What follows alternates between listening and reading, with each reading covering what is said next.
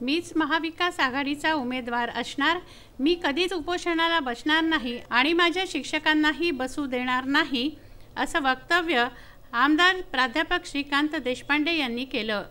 अकोला जिल्ह्यातील शिक्षक आघाडीची पहिली सभा मूर्तिजापूर येथील मातोश्री लॉन धनोकार गार्डन येथे घेण्यात आली। यावेळी बोलताना ते म्हणाले, माझा कोणताही पक्ष नाही व मी कोणत्याच पक्षाचा नाही।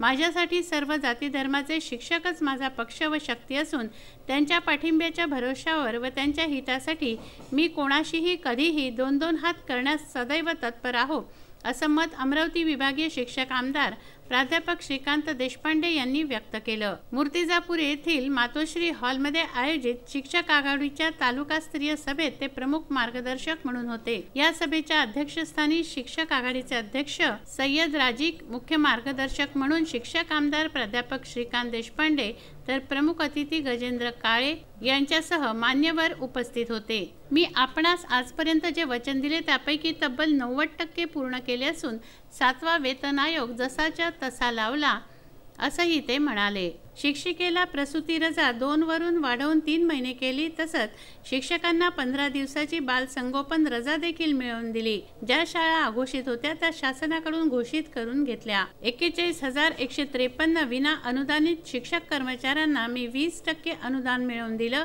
1 नोव्हेंबर 2005च्या आधीच्या कर्मचाऱ्यांसाठी जुनी पेन्शन योजना देण्यासाठी मी कटिबद्ध असून त्याच्यानंतरच्या सर्व कर्मचाऱ्यांना देखील 100% जुनी पेन्शन योजनाच लागू करून देणार।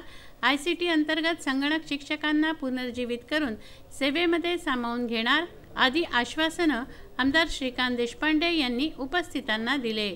बाळासाहेब गणोरकर, विदर्भ न्यूज, मूर्तिजापूर।